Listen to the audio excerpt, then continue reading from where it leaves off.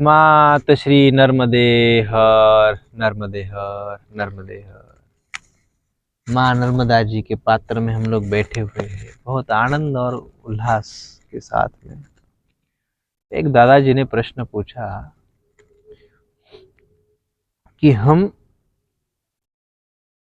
कई जन्म होते हैं, तो मनुष्य जन्म तो एक बार मिलता है, 84 योनियों के बाद एक बार मनुष्य जन्म मिलता है। बात बिल्कुल सत्य है, वो गलत नहीं है। परंतु 84 योनियों में किसको भटकना पड़ता है? हर एक को भटकना नहीं पड़ता। हर एक के कर्मों की गति अलग अलग है। जिसके कर्म उस तरीके के होंगे उसको 84 लक्ष योनियों में से भटकते भटकते भटकते फिर एक बार मनुष्य देह मिलेगा। फिर वो मनुष्य देह में रहते हुए भगवान के रास्ते नहीं चलेगा, भक्ति नहीं करेगा, वो अंतरंग यात्रा में नहीं जाएगा। हमारे शरीर के अंदर 7 चक्र होते हैं, उसको जागृत नहीं करेगा, तो फिर उसको 84 लक्ष योनियों में भटकना है। उसको पशु कहा गया शास्त्र में। और फिर दादाजी का प्रश्न यह था कि फिर मनुष्य वापस घर में पैदा होके आता है, तो 84 लक्ष योनियों में भटकते भटकते इतना समय लगेगा, और फिर ये पुनर्जन्म क्या बात है? तो पुनर्जन्म की बात यह है कि हमारी आसक्ति घर परिवार, हमारी संपत्ति, भूमि, जिस स्थान पे बैठे हैं उस स्थान के प्रति की हमारी आसक्ति अगर है, तो ये शरीर छूटा हुआ है। शरीर मतलब हम नहीं है। आत्मा और शरीर इन दोनों का तादाद में बिठा दिया है। ये साधन है, शरीर साधन है। हमें जहाँ जाना है वो साधन है। गाड़ी में हम लोग बैठते हैं तो इसका मतलब नहीं है कि हम गाड़ी है। तो एक गाड़ी छोड़ के हम दूसरी गाड़ी में उस स्थान पे चले जाते हैं। जरूरी नहीं है कि हम उस स्थान पे एक बार एक गाड़ी में बैठ के चले गए तो वही गाड़ी हमको दोबारा वहां ले जाएगी। नहीं, गाड़ी आज है, 10 साल के बाद उसकी गवर्नमेंट बंद करा देता है। 10-15 साल में उसकी वैलिडिटी होती है। तो वैसे हमारा जो शरीर है इसकी भी एक वैलिडिटी है। हम जितना उसको अच्छे से संभाल लेंगे, वो आजकल के लोग 60-70 भी चलना मुश्किल है। पहले के ज़माने में 100, 125, 150 साल तक जीते थे। अभी भी है। अभी हमारे परिक्रमा मार्ग में हमें सियाराम बाबा लगेंगे जिनकी उम्र करीब करीब 100 के ऊपर में है, और आज भी चलते फिरते घूमते हैं, अच्छे से रहते, बातें बातें करते, सब बढ़िया है। तो जिस स्थान पे हमारी आसक्ति है उस स्थान का सुख भोगने के लिए फिर वो हमारा शरीर छूट जाता है। वो छोड़ने की इच्छा किसी की नहीं होती। देह त्याग करने की इच्छा किसी की नहीं होती। मरते दम तक, मरते क्षण तक शरीर प्राण छूट रहे, अब उस समय भी उस देह के प्रति आसक्ति होती है, नहीं जाना, नहीं छोड़ना है। भले वो शरीर को कितना भी कष्ट क्यों सहना नहीं पड़े, कितना भी हमारा शरीर जीर्ण शीर्ण नहीं हो, तब भी हमारी आसक्ति उस सबसे पहले वो शरीर के प्रति है। और फिर वो शरीर के माध्यम से फिर हम उस स्थान का सुख भोगना चाहते हैं, परिवार का सुख भोगना चाहते हैं, जिसको पुत्रेष्णा कहा गया है। फिर समाज में हमारा नाम हो, उसके लिए लोकेशना, उसको लोकेशना कहते हैं। लोकेशना का सुख प्राप्ति करना है, तो हम लोग उस देह में रहते हुए लोगों से मान सम्मान चाहने के लिए फिर उस स्थान पे जन्म लेंगे। वित्तेषणा, जिसको धन में आ सकती है, प्रॉपर्टी में आ सकती है, भूमि में आ सकती है, वो फिर उसका सुख उपभोगने के लिए वहां पर आएगा। उपभोग और उपयोग, इन दोनों में फर्क है। उपयोग करना जैसे हम परिक्रमा में चल रहे हैं तो हमारे पास ये धन है, इसका हम उपयोग करें, बच्चों को चॉकलेट आदि बांटे, बच्चों को खाने पीने की चीजें बांटे, तो उससे बुध ग्रह भी मजबूत होता है। हमारे साथ में और कुछ धन ज्यादा कुछ है तो जैसे दादाजी जो है परिक्रमा वासियों के लिए पानी की व्यवस्था, बोर लेना, बोर की मोटर की व्यवस्था कर देना। साध्वी मनीषानंद जी के आश्रम में, महाराजपुर से थोड़ा आगे चल देंगे तो वहां पे साध्वी मनीषानंद जी का आश्रम है, कल्याण दास महाराज जी की शिष्या। उनके यहाँ पे हैंडपंप की व्यवस्था दादाजी ने करा दी, उसमें उन्होंने बोर डाल दी, मोटर डाल दी, तो पानी शुरू हो गया। बैठे बैठे पानी की व्यवस्था हो गई तो राहु मजबूत अच्छा हो गया, राहु के फल अच्छे मिलने शुरू हो गए। तो ये सब ग्रहों का विषय इसलिए बीच में आ गया कि ये ग्रह जो है, ये भूमि जो है, मनुष्य देह जो है, भगवान राम भी उसमें से नहीं छूटे, जिसको हम भगवान कृष्ण मानते हैं वो भी इसमें से नहीं छूटे। ग्रहाधीन जगत सर्व, तो जिसको देह मिला हुआ है वो सब इन 9 ग्रहों के अधीन है। और हमारे जो कर्म है, पंच ज्ञान इंद्रिय, पंच कर्म इंद्रिय, ये उन 9 ग्रहों से जुड़े हुए हैं। और वही फल प्राप्ति हमें प्राप्त होती है जो हम पंच ज्ञान इंद्रिय, पंच कर्म इंद्रियों का उपयोग सत मार्ग में लगाए, भक्ति मार्ग में लगाए, तो हमें वो मिलता है। अब कुछ लोग समय भक्ति करते हैं, समय देते हैं, भगवान का भजन करने में आश्रम में जाते हैं, भजनानंदी होते, वो भजन कीर्तन करते हैं, माला करते हैं, वो समय से करते हैं। कई लोग होते हैं दादाजी जैसे कि वो समय भी देते हैं और धन भी देते हैं। तो धन देने से क्या हो गया, वो भी भक्ति मार्ग में लग रहा है। अभी पानी की व्यवस्था 2-4 आश्रम में, अभी दादाजी ने वो देखा भी नहीं है आश्रम, अभी तो हम ले जाएंगे उनको।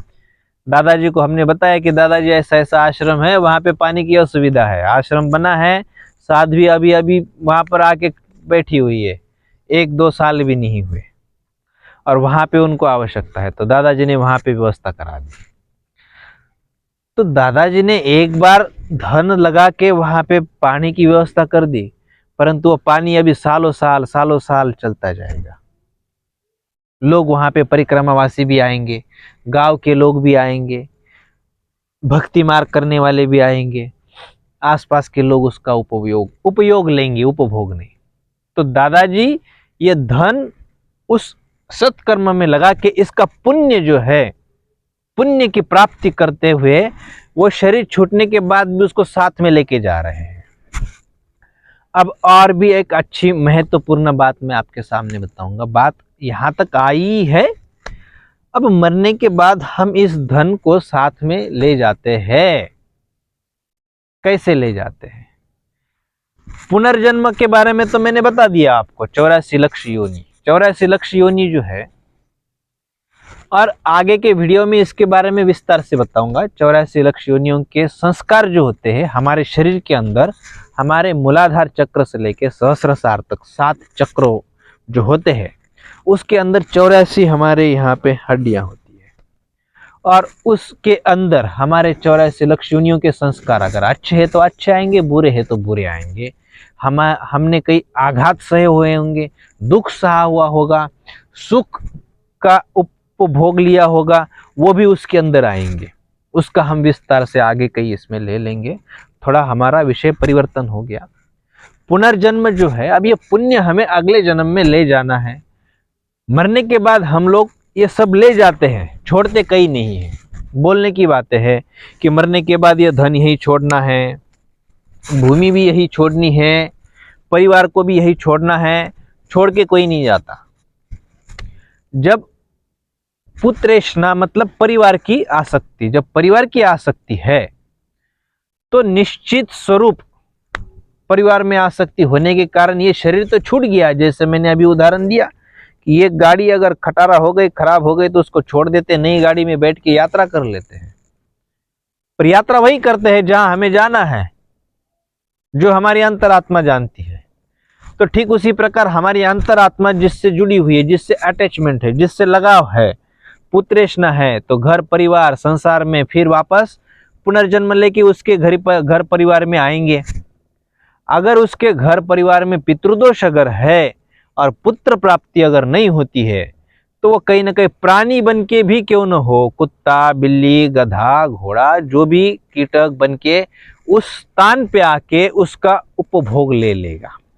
उसकी आसक्ति वहां जाके वो पूरी करेगा ही करेगा, उसमें फंसा हुआ है। अगर हमें ये नहीं करना है तो उसमें कष्ट होते, बहुत कष्ट होते। अब प्राणी बन के वहां पे सहना है, कोई ये थोड़ी है। अब जो धन है उसका उपयोग, उपभोग लेना है, फिर वो भूमि का उपभोग लेना है, तो उस घर में जन्म लेके आएगा। जिन्होंने जन्म दिया है, अब उन्होंने कौन से नक्षत्र पे, कौन से समय पे गर्भाधान किया हुआ है, किस तरीके से वो पालन पोषण किया है, उसके ऊपर क्या संस्कार किए हैं, क्या खा रहे हैं, क्या पी रहे हैं, ये संस्कार, इन सब दुखों से उसमें गुजरना होता है। और पुण्यात्मा वही है जो साथ में ये ले जाती है, परंतु अच्छा सुख भोगती है। वो किस प्रकार भोगती है? जैसे पुण्य कर्म करते हुए। वो पुण्य कर्म क्या है? कि हम औरों की सेवा करें। अभी हम लोग धन से अगर सेवा नहीं कर सकते हैं तो तन से कर सकते हैं। अभी मां नर्मदा जी के ये उत्तर तट है, पीछे की तरफ जहां हम बैठे हैं ये दक्षिण तट है, और दक्षिण तट के कई आश्रम हैं, उत्तर तट में कई आश्रम हैं, साधु संत हैं। वो आश्रम में आने वाले परिक्रमा वासियों को नर्मदा जी के पुत्र समान मानकर अपने हाथों से भोजन बनाकर वो खिलाते हैं। अब देखो, परिक्रमा में है इसलिए उसको इतनी इज्जत मिल रही है। वही कोई गृहस्थी आ जाए, वही कोई व्यक्ति उस आश्रम में आ जाए या वो साधुओं को मिले, उस समय उसकी इतनी इज्जत नहीं होगी, उतनी कीमत नहीं रहेगी। क्या दादाजी? इज्जत क्यों मिल रही है? परिक्रमा में है, मां नर्मदा जी के पुत्र है, मतलब आपने एक योग्यता प्राप्त की है, उसका सम्मान हो रहा है, ये देह का सम्मान नहीं हो रहा है।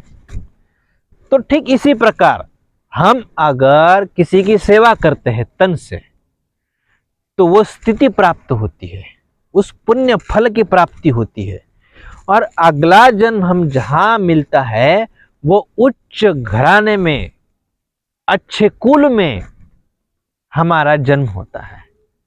ये संस्कार है, ये संस्कार हमारे बालों में होता है, दाढ़ी, बाल, ये सब इसमें संस्कार होते हैं।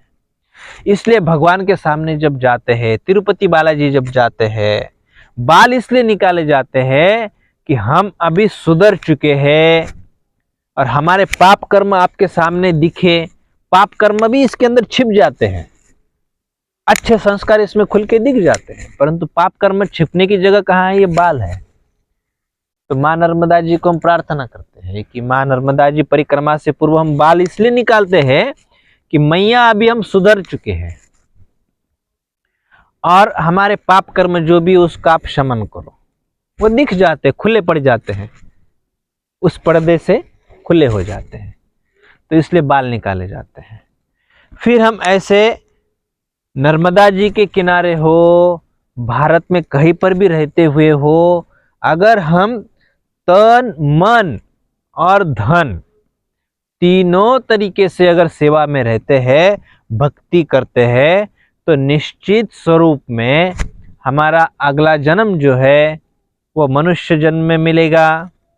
भक्ति मार्ग में वहीं से शुरू होगी। कब होगी?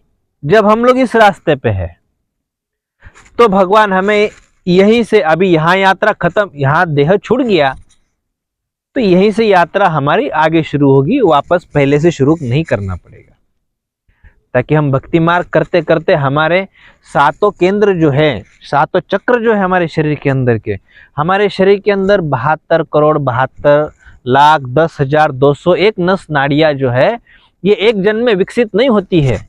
इसको कई जन्म जन्मों के पुण्य कर्म, पुण्य संस्कार होना चाहिए।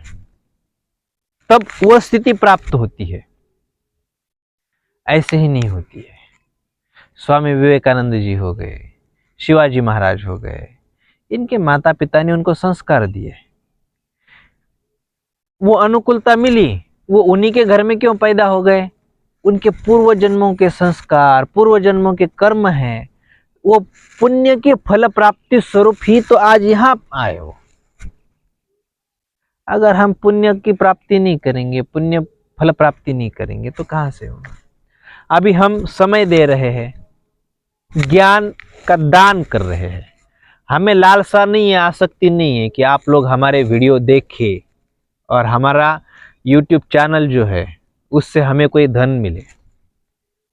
वो तो चाहोगे तो भी मिलेगा, नहीं चाहोगे तो भी मिलेगा, पर हमारी इच्छा क्या है कि हम हमारे द्वारा समाज को, लोगों को ज्ञान का दान करें। धन का दान तो हम परिक्रमा में चलते चलते जितना यथाशक्ति, जिसकी जितनी शक्ति है, वो अपनी इच्छा के अनुसार, अपनी शक्ति के अनुसार वो धन का दान करता है।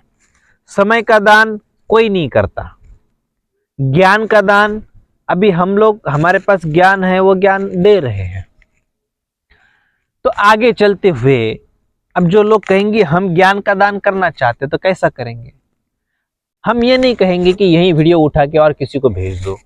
आजकल लोगों व्हाट्सएप हो गया, यूट्यूब हो गया, इंस्टाग्राम हो गया, और क्या क्या वो सब में, फेसबुक हो गया और टेलीग्राम भी आया हुआ है। इनके द्वारा एक दूसरे को जोक्स भेजते हैं, फिल्म भेजते हैं और क्या क्या भेजते हैं।